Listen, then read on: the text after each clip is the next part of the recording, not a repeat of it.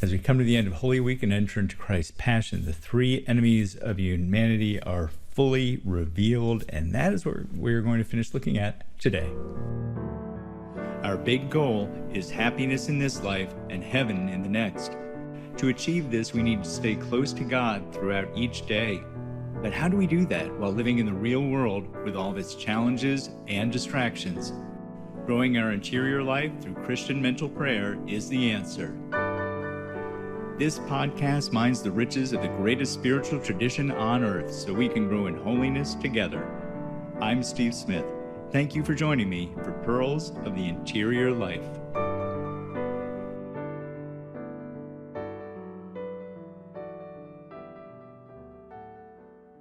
Welcome to this episode of Pearls of the Interior Life. Thank you for tuning in. Thank you for making this time for the Lord. It's always great to be here with you.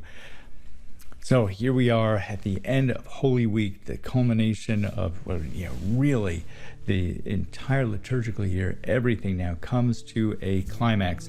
But by quick recap, before Lent even arrived, we first looked at the three enemies of human nature, or humanity in general. Our fallen nature, the world, and Satan. And that was an appropriate lead-in to Lent and our spiritual vaccination, as we were vaccinating ourselves against anger and resentment from past wounds, fear and anxiety from future worries, and against doubt and despair amidst present trials. We start to doubt in the Lord. All right, why do those two go hand in hand? Well, because those areas, along with our core wound, and we talked about that, it's all a part of it, that's where the enemy generally gets a foothold in our life. Those are the entry points. Those are the gateway drug. Think of them how you will. But when we solidify ourselves there, when we bring those areas of our life to Christ, when we get them out into the light, when we let Him do His good work to sanctify us in those areas of our life, that's when we become bulletproof. That's putting on that spiritual armor. So that is why we looked at that vaccination. That's why it connects so well with our three enemies. And now, as we come into Holy Week, we're taking one last look because we see them so clearly on display. And last week, we looked at our fallen nature individually, where we are taken off track. We're taken off the rails from being the person who we were created to be. And we certainly see that on display in Judas. Look, all the apostles were fallen, none of them were perfect men, and we see all their weaknesses on display at different points in time.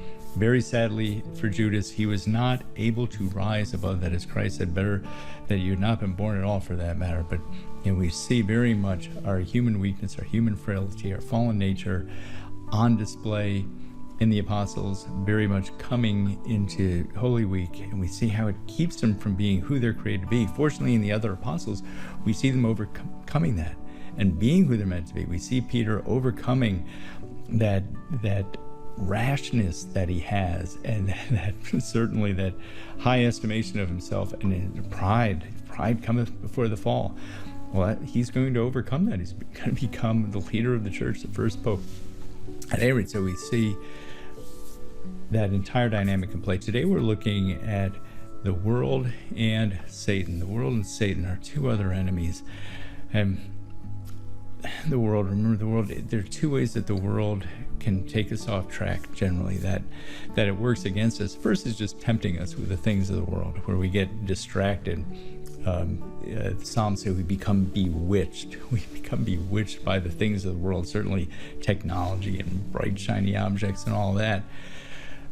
Then the other way, though, is that the world is in us when we come together. We come together, and as the word said, we can hatch stupendously evil plans and activities that any one of us individually could never come up with. And we know how this is. We know how when you're around a crowd, you sense there's just a bad spirit moving through the crowd. You can just sense them, spoiling for trouble, that sort of thing. Or how we just quickly descend into all kinds of disordered behavior. Think of what happens at not very good rock concerts or so on, things like that. That's the spirit of the world in action. And this spirit of the world is captured perfectly in the Gospels for Holy Week. We have Christ enter into Jerusalem to the adulation and cheering of the crowd. Then just a few days later, we have the crowd cheering in a different way, cheering, calling out for his crucifixion. And for all intents and purposes, it's the same crowd. And the church fathers have always seen that as the same crowd, and we see ourselves in that crowd. That is always the crowd. That is the archetypical crowd. That crowd keeps coming back. That crowd was there in Rome when the early martyrs were getting slaughtered in the Colosseum. That was the crowd. As revolutions take a bloody turn and call for off with their heads, that's the crowd. As communist dictators come into power and the ruling class crushes all opposition, that is the crowd. Nazi Germany, as always, very illuminating example. There's always that question, was there something specific about Nazi Germany? And most of the social scientists agree, no, there was nothing unique about Nazi Germany. That is human nature when it's unbridled. In fact, it's very much worth noting. The precursor to Nazi Germany was Weimar Germany, and the Weimar Republic, the society and culture of the time, was just tremendously immoral, had turned far from God. Just about all manner of perversion had been embraced. So what happens? You have a collective of people, especially in Berlin, so this is what Cabaret, for example, is getting at. You have that collective of people turning from God. Okay, wow. Yeah, that's a powder keg waiting to happen then. And we might note it sounds a lot like modern day US. Make of that what you will. The point being, this is always the crowd. When you have a crowd that joins together in their fallen humanity and without God's grace there for protection, wow, can we come up with horrible things? What about Satan? Where does he then figure in? Our final enemy. He's always there fanning the flames. Fanning the flames. It's always worth from time to time stepping back and reminding ourselves how much Satan hates every single one of us with just a ruthlessness and an intensity that we cannot even begin to understand. That he is always there looking for his opportunities. He is always there trying to trick us and get us off track, because he is the deceiver after all. He's always there planting that seed of accusation in our minds against our neighbor or against ourselves, from our past failings. Why? Because he is the accuser after all. And always the point of this is our absolute destruction, because as it was said, he was a murderer from the beginning. And again, we simply can't conceive, we cannot conceive of the depth of his rage and hatred. Imagine if every country in the world had all of their weapons focused on you, all their biological agents intended for you, every soldier, every spy, everything at their means and disposal working for your destruction. Now we're getting close. We're getting close to what's going on in the spiritual realm all around us all the time.